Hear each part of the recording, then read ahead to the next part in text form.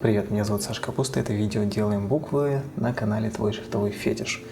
В этом видео мы с вами разберем то, как правильно подготовить проект к работе полноценной. Поговорим о сохранении различных копий шрифтов, над которыми вы работаете, чтобы в случае, если у вас что-то пойдет не так, вы всегда могли откатиться, взять какие-нибудь элементы, которые вы когда-то уже давно удалили из предыдущих версий, и нормально работать над шрифтом и не бояться, что что-то потеряется. Для этого мы жмем либо Ctrl-S, либо Файл, Save Font, находим папку, в которой мы предварительно создавали все нужные нам папки, заходим в папку VFC, и вот здесь называем шрифт более удобно читаемо.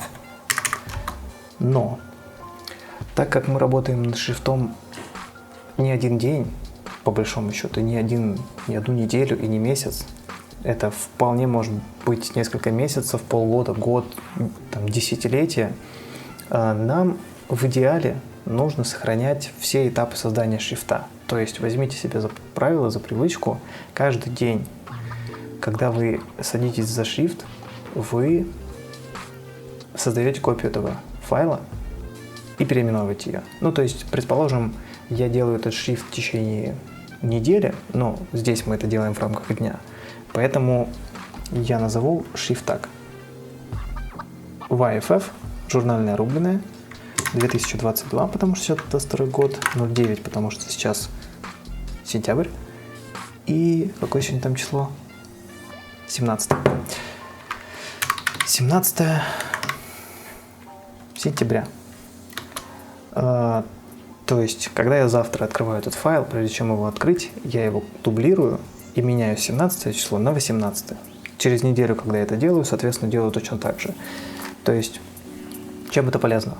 Вы всегда можете откатиться на предыдущую версию файла. Например, вы нарисовали какую-то форму буквы S, а через месяц нарисовали другую, а через еще месяц или 2 месяца подумали о том, что та S, которую вы нарисовали вторую, вас дико бесит, раздражает и вам не нравится совершенно. Но если вы не сохраняете копии предыдущих файлов, то вам придется либо восстанавливать ее как-то по памяти, либо еще что-то делать. А если у вас история этих сохранений есть, вы можете просто открыть файл полугодовой давности, взять оттуда контур, скопировать и вставить в актуальный, и все. Это первое. Второе. Когда вы делаете какие-то глобальные изменения файла, например, у вас всегда был шрифт с одним начертанием, а вы потом добавили к нему второе начертание, чтобы сделать вариативный шрифт, вы создаете копию файла, в котором прям большими буквами пишете, что конкретно с этой версии, с этого файла начинается вариативность. И если вдруг вам нужно откатиться на предыдущую версию шрифта, когда еще не было вариативности, вам не нужно открывать эти 10 тысяч копий файлов, вы уже по названию можете увидеть, что там, например, среди одинаковых дат одна из них выглядит вот так. Добавил вариативность, допустим, или там добавил новое начертание. То есть это вот выбирающая часть в списке всех этих названий, она, конечно же, сразу будет бросаться в глаза. Например, есть шрифт, который я рисовал. Начал я его рисовать в 2020 году, кстати, 2 года назад. И вот так вот я каждый день, только я еще и время писал, когда я делал, потому что в течение дня просто ты много раз сохраняешься, так как когда-то одна и та же. Я писал время. Сейчас я просто пишу АБВ, потому что в течение дня там особо каких-нибудь модификаций не будет. Но тем не менее, вот, например, вот здесь я закончил, судя по всему, латиницу и кириллицу в прописных. Здесь я кернинг сделал. Здесь я добавил вторую ось.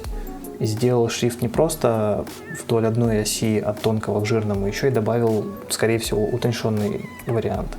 И покернил болт. А здесь версия Mac, это то, что я на Mac работал. Здесь что-то добавил, здесь я лого добавил, здесь еще добавил экстра широкое начертание. Потом что-то еще тоже сделал, но в принципе тут такие минорные какие-то изменения, поэтому не столь важно. Вот здесь, например, я Power Brush добавил. А вот здесь, в следующей версии этого файла, я его разобрал. Вот здесь добавил или удалил английское аббревие. Здесь альтернативную G сохранил тут, потому что в следующем файле я ее удалил. То есть она мне не понравилась, либо я решил от нее отказаться, но так как в целом она важна мне, скорее всего, я, может быть, к ней вернусь, я пометил, что она здесь есть. Вот здесь я добавил extra white master.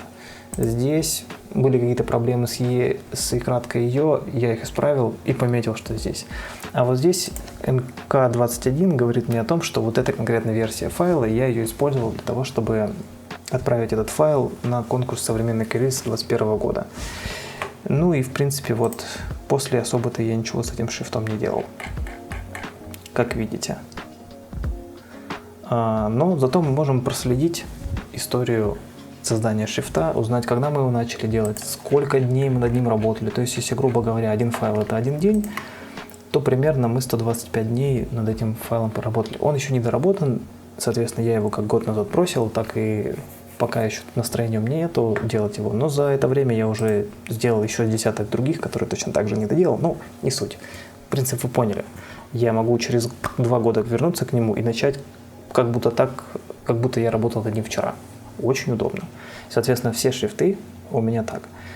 И, в принципе, с названием, с датой мы разобрались. В общем, здесь я пишу. Ну, напишу A, чтобы просто понимать, что это первая версия сегодняшняя. Я ее сохраняю. И теперь мы, в принципе, рабочую область настроили. Название сделали. Будем создавать новые символы. И начнем уже непосредственно рисовать спустя, наверное, час этого видео. Ну, я не знаю, сколько там записалось. Вот. Увидимся через несколько минут на склейке. Если вам что-то непонятно, задавайте вопросы в группе «Делаем буквы», посвященные шрифтам. И там же есть канал, в который я публикую новости. Эти новости я дублирую ВКонтакте на аналогичной группе «Твой шрифтовый фетиш», и заглядывайте на сайт, в который, возможно, уже будет готов, где будут представлены шрифты, над которыми я работаю, будут уроки, которые я выкладываю, и какие-нибудь другие интересные материалы. Увидимся в следующем видео.